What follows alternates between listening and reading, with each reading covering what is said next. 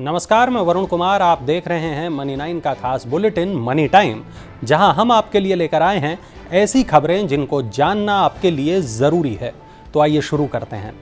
अगर आपने 31 मार्च तक पैन और आधार कार्ड लिंक नहीं किया तो क्या होगा, चलिए बताते हैं।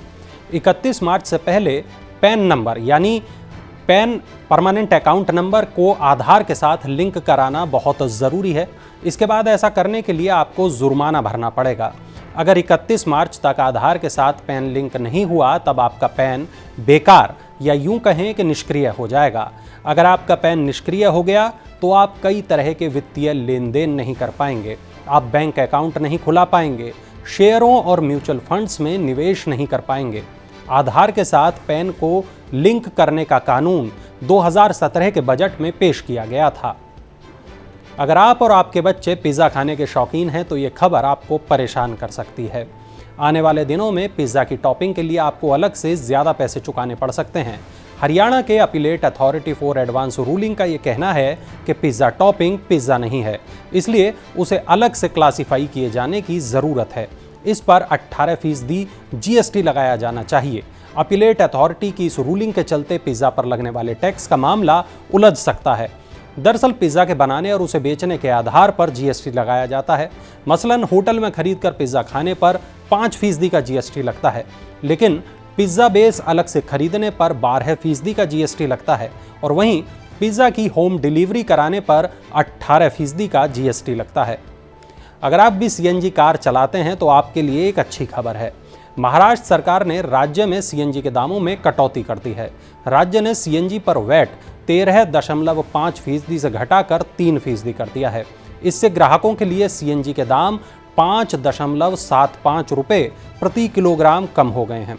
वैट में कटौती से घरेलू पाइप्ड नेचुरल गैस और CNG वाहन उपभोक्ताओं को बड़ी राहत मिलेगी।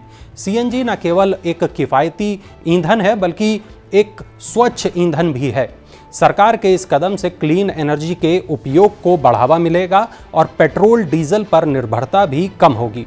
CNG पर वैट घटाने से राज्य सरकार को हर साल 800 करोड़ रुपए का नुकसान होगा। EPS के तहत न्यूनतम पेंशन बढ़ेगी या नहीं, आइए जानते हैं स्टैंडिंग कमेटी ने इस पर क्या कुछ कहा है। Standing committee on labour and employ pension scheme ने 1995 के तहत न्यूनतम पेंशन 1000 रुपये से बढ़ाकर 2000 रुपये करने की सिफारिश की है। कमेटी ने यह सुझाव दिया है कि कर्मचारी भविष्य निधि संगठन यानी EPFO को अपनी सभी पेंशन योजनाओं का मूल्यांकन करना चाहिए ताकि मंथली मेंबर पेंशन को उचित सीमा तक बढ़ाया जा सके। 1000 रुपये मासिक पेंशन को 8 साल पहले तय किया गया था, जो अब पूरी तरह से अपर्याप्त है। ऐसे में श्रम और रोजगार मंत्रालय को न्यूनतम पेंशन बढ़ाने के लिए वित्त मंत्रालय से पर्याप्त बजटीय सहायता मांगनी चाहिए। कारपोरेट जगत में आज बहुत बड़ी हलचल रही। आइए जानते हैं क्या कुछ हुआ। अमेजन और फ्यूचर के बीच कोर्ट के बाहर समझौते की बातचीत विफल हो गई। सुप्रीम कोर्ट के आदेश पर समझौते के लिए राजी हुए अमेजन और फ्यूचर की बातचीत एक बार फिर से फेल हो गई। सुप्रीम कोर्ट ने दोनों समूहों को 15 मार्च तक कोर्ट के बाहर समझौता करने का वक्त दिया था। अब सुप्रीम कोर्ट में लंबी लड़ाई खिंच सकती है। इतना ही नहीं, अमेजन ने एक बार फिर फ्यूचर और रिलायंस पर हमला बोला है। मंगलवार को अमेजन ने कहा कि रिलायंस समूह ने कुछ दिन पहले फ्यूचर समूह के कुछ स्टोर्स पर कब्जा करने का एक प्रयास किया, जो एक धोखाधड़ी है और इसके खिलाफ कानूनी कार्रवाई की जाएगी। क्विक ई-कॉमर्स में शुरू हुआ कंसोलिडेशन का दौर। ये दो कंपनियां हो सकती हैं। एक, online food delivery platform Zomato Blinkit का अधिग्रहण करने के लिए बातचीत कर रही है। ब्लिंकिट का नाम पहले ग्रोफर्स था। ये सौदा शेयर स्वैप के जरिए होगा। पिछले साल जोमेटो ने गुरुग्राम की क्विक कॉमर्स स्टार्टअप ग्रोफर्स में $10 करोड़ का निवेश किया था। शेयर स्वैप डील में ब्लिंकिट के सबसे बड़े निवेशक सॉफ्टबैंक विजन फंड को जोमेटो में हिस्सेदारी मिलेगी।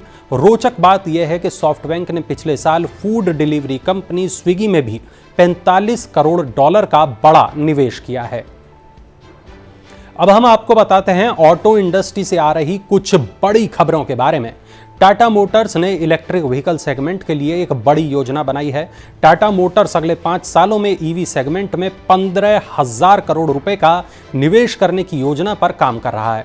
नए उभरते ईवी सेगमेंट में कंपनी नेक्सन के साथ अभी लीडर बनी हुई है। कंपनी ने इस सेगमेंट में करीब 10 नए मॉडल पेश करने की योजना भी बनाई है। टाटा मोटर्स में पैसेंजर व्हीकल बिजनेस के प्रेसिडेंट शैलेश चंद्रा ने कहा कि भविष्य को देखते हुए कंपनी इलेक्ट्रिफिकेशन में 15,000 करोड़ रुपए का निवेश करेगी। इसके अलावा company different body style, price, driving range option के साथ 10 नए प्रोडक्ट लाने पर भी काम कर रही है। टोयोटा किर्लोस्कर ने किफायती कार को लॉन्च किया है। टोयोटा किर्लोस्कर मोटर ने अपनी प्रीमियम हैचबैक ग्लेंजा का नया संस्करण भारतीय बाजार में उतारा है। इसकी शुरुआती कीमत 6,40,000 रुपए है। इस मॉडल में 1197 सीसी का पेट्रोल इंजन है और ये मैनुअल तथा ऑटोमेटिक ट्रांसमिशन विकल्प दोनों में उपलब्ध है। ग्लेंजा के 5 स्पीड वाले मैनुअल संस्करण की कीमत करीब 6,40,000 रुपए से लेकर 9,19,000 रुपए के बीच में है। ऑटोमेटिक संस्करण की कीमत 7,80,000 रुपए से लेकर 9,70,000 रुपए के बीच में है। इसमें 6 एयरबैग हैं, एंटी लॉक ब्रेकिंग सिस्टम है, हिल्ड होल्ड कंट्रोल है, head up display, 360 degree camera और 9 इंच का स्मार्ट प्ले कास्ट शामिल है। टोयोटा ग्लेंजा 2019 में बाजार में आई थी। अब तक कंपनी ने घरेलू बाजार में 66,000 से ज्यादा ग्लेंजा कारें बेची हैं। मारुति सुजुकी ने बनाया एक नया रिकॉर्ड। देश की सबसे बड़ी car company Maruti Suzuki India ने बताया कि उसके सीएनजी वाहनों की कुल बिक्री का आंकड़ा 10 लाख इकाई को पार कर गया है। अभी कंपनी के पास निजी और वाणिज्यिक श्रेणी के 9 सीएनजी वाहन हैं, जिसमें Alto, S-Presso, WagonR, Celerio, Dzire, Ertiga, Eeco, Super Carry और टूर एस शामिल हैं। मारुति सुजुकी इंडिया ने एक बयान में कहा कि उसका लक्ष्य अपने ग्राहकों को सुरक्षित, भरोसेमंद, स्वच्छ, आधुनिक तकनीक वाले और पर्यावरण अनुकूल वाहनों की पेशकश करना है। सीएनजी रेंज को भारत में वाहन चालन की परिस्थितियों के अनुरूप डिजाइन, विकसित और विनिर्मित किया गया है। चलिए देखते हैं क्या कुछ चल रहा है स्टार्टअप की दुनिया में। जानते हैं स्टार्टअप हलचल। यूनिकॉर्न का दर्जा हासिल कर चुकी मांस और सी फूड बेचने वाली टेक स्टार्टअप लीशियस ने करीब 1140 करोड़ रुपए की राशि जुटाई है। सिंगापुर की अमांसा कैपिटल की अगुवाई में आयोजित फंडिंग राउंड में कोटक पीई और एक्सिस ग्रोथ एवेन्यूज AIF1 ने भी हिस्सा लिया। इस राशि का इस्तेमाल टेक्नोलॉजी में निवेश के लिए किया जाएगा।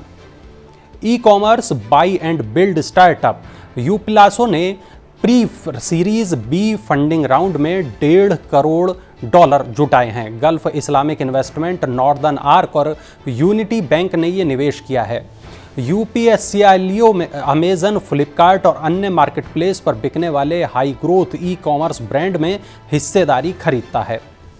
रतन टाटा के निवेश वाली ज्वेलरी रिटेलर ब्लू स्टोन का वैल्यूएशन ताज़ा फंडिंग राउंड के बाद बढ़कर $41 करोड़ हो गया। उसने इस वैल्यूएशन पर $3 करोड़ की राशि जुटाई है। हीरो एंटरप्राइज के चेयरमैन सुनील कांत मुंजाल ने इस फंडिंग राउंड में हिस्सा लिया।